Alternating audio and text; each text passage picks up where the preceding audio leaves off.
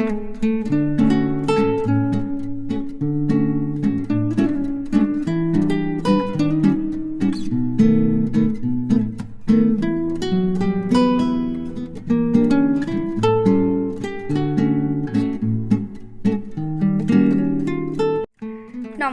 কেমন আছেন সবাই? আশা করি সবাই খুব ভালো আছেন। আমিও খুব ভালো আছি। আজকে শুক্রবার, সকাল তখন ওই 9টা মতো বাজে। সকাল সকাল উঠে সমস্ত বাসি কাজ সেরে নিয়ে চলে এসেছি রান্নাঘরে। আর নিচে থেকে নিয়ে চলে এসেছিলাম একটু পাবদা মাছ। অন্য কোনো মাছ আসেনি, আজকের একটাই মাছের দোকান এসেছিল, তো তার কাছে দেখলাম শুধু পাবদা মাছটাই আছে আর ছোট ছোট চিংড়ি আছে। তো কি করব, অগত্যা পাবদা মাছটাই নিয়ে আসলাম। তো আজকের পাবদা মাছটা না কেটে বেছে দেয়নি। আর হ্যাঁ, আর এনেছিল ভেটকির কাঁটা। ভেটকি মাছের কাঁটা না আমার খেতে খুব ভালো লাগে, কিন্তু এতটাই বড় ছিল, প্রায় 1.5 কিলো ওজনের ছিল। তাই আর একা নিতে ভরসা পেলাম না, কারণ ওই ফ্রিজে খেতে না ভালো লাগে না ঠিক। তাই বলেছিলাম যদি ভাগ করে নেওয়ার মতো কাউকে পাও তাহলে আমাকে হাফটা দিয়ে যেও। তো বেলা হয়ে গেল, দেখলাম এখনও দিয়ে গেল না। তাই আমি রান্নাটা বসিয়েই দিলাম। ওই আজকের করব দেখলে তো, ভাতটা বসিয়ে দিয়েছি। আর একটুখানি লাউ শাক মা পাঠিয়েছিল, সেই লাউ শাকটাকে ভালো করে কেটে বেছে আর অল্প একটু লবণ দিয়ে সিদ্ধ করতে বসিয়েছি। ওই লাউ শাক দিয়ে না একটু কুমড়ো দেবো, আলু দেবো, দিয়ে একটু নিরামিষ চচ্চড়ি করব। আর একটুখানি 5 ফোড়ন, শুকনো লঙ্কা, তেজপাতা দিয়েই করব।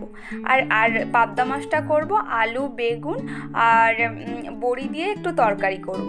আর একটু বেগুন ভাজবো আর ডাল করব। আজকের আমার এই মেনু। ওদিকে আমি রান্নাটা বসিয়ে দিয়েছি। আর ঘরগুলো একদম এলোমেলো হয়ে আছে, ঘরটা একদমই পরিষ্কার করা হয়নি সকালে ঘুম থেকে উঠে। তাই ভাবলাম আগে বাসি বিছানাটা গুছিয়ে নিই। চলে এসেছি ঘরে বাসি বিছানাটা গুছাতে। আর এখন এই শীত চলে গেছে, বিছানাটা বেশ ফাঁকা ফাঁকা মনে হচ্ছে না? অনেকটাই ফাঁকা মনে হচ্ছে। শীতের সময় অনেক কম্বল, মেয়ের একটা কম্বল থাকে, আমাদের একটা কম্বল থাকে, তো বিছানাটা পুরো একদম ভরেই থাকে।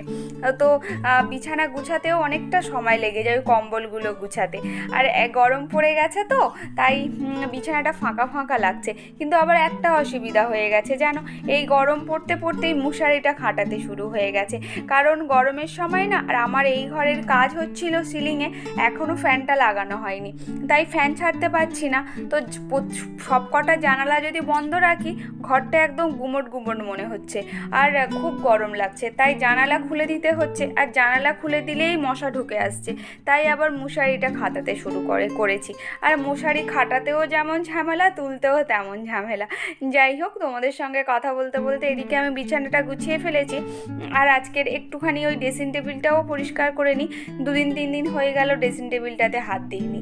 আর আমাদের এই শীতের সময় এমনি ডাস্ট, শুষ্ক ওয়েদার থাকে আর খুব ডাস্ট থাকে। 2 দিন না পরিষ্কার করলেই তুমি বুঝতে পারবে পুরো ডাস্ট জমে যায়।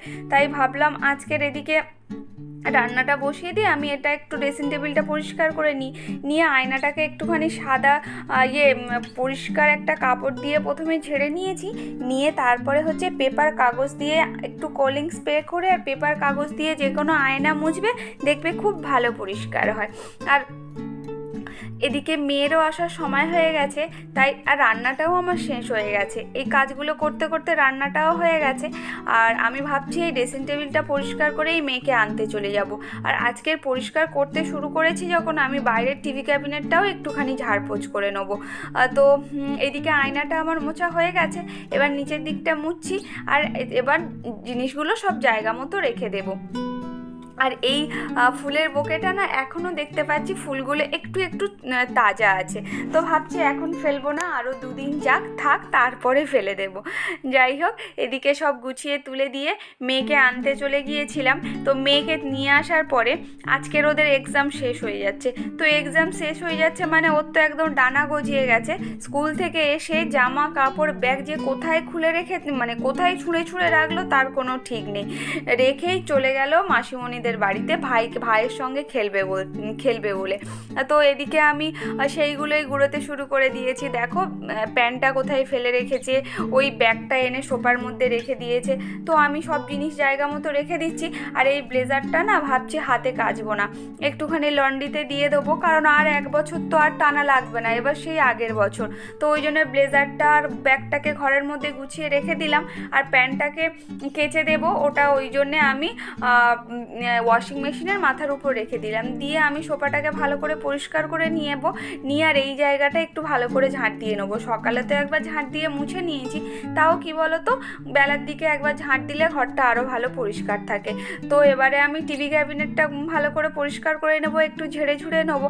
আর কি বলো তো মেয়ের এক্সাম শেষ হয়ে গেছে, তো একটু বাড়িতেও যাব, কারণ সব সময় না এই ছেলে মেয়ের পড়াশোনা, এই আঁকা নাচ এই করে না বাড়িতে যাওয়াই হয় না।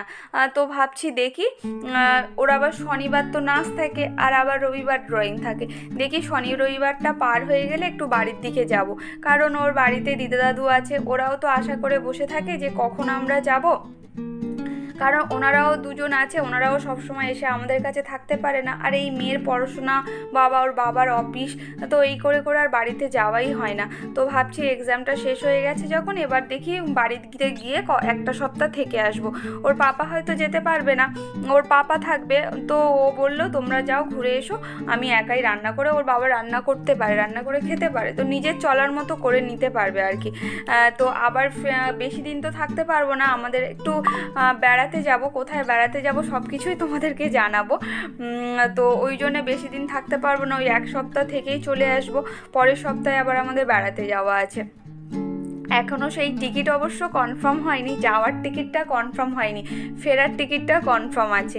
তো এখন টিকিট কাটার সিস্টেম তো অনেক আলাদা করে দিয়েছে, আগের মতো আর নেই। আগে না টিকিট 3 মাস আগে দিত, 3 মাস 4 মাস আগে টিকিট দিয়ে দিত, তো অনেক সহজে টিকিট পাওয়া যেত। তো এবারে বেড়াতে যাওয়ার সময় সত্যি খুব সমস্যা হয়ে গেছে, মানে কি বলো তো 2-3 মিনিটের মধ্যেই টিকিট ওয়েটিং হয়ে গেছে। তো কেটে রেখেছি, দেখা যাক কি হয়, নাহলে আবার তৎকালে কাটতে হবে। কি হচ্ছে না হচ্ছে অবশ্যই তোমাদের সঙ্গে সব কিছু শেয়ার করব।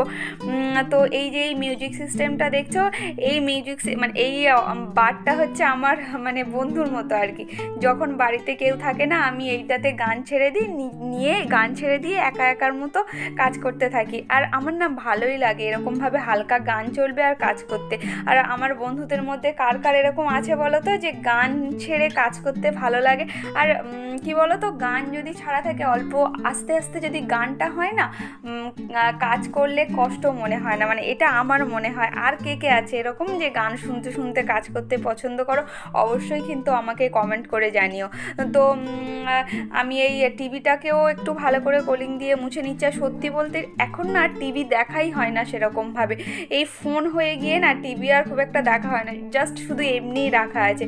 যাই হোক, এবারে এই কিছু জামা কাপড় কাচতে দিয়েছিলাম, সেগুলো করে বার করে চলো গিয়ে ছাদে গিয়ে মেলে দিয়ে আসি, তারপরে স্নান করব। আজকের ভিডিওটা তাহলে এই পর্যন্ত।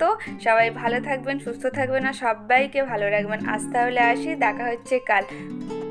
আর যারা আমার এই ভিডিও ইউটিউব থেকে দেখছেন, যদি নতুন বন্ধু হয়, যদি সাবস্ক্রাইব করা না থাকে প্লিজ সাবস্ক্রাইব করে দেবেন। আর যারা আমার এই ভিডিও ফেসবুক থেকে দেখছেন, যদি ফলো করা না থাকে প্লিজ ফলো করে দেবেন।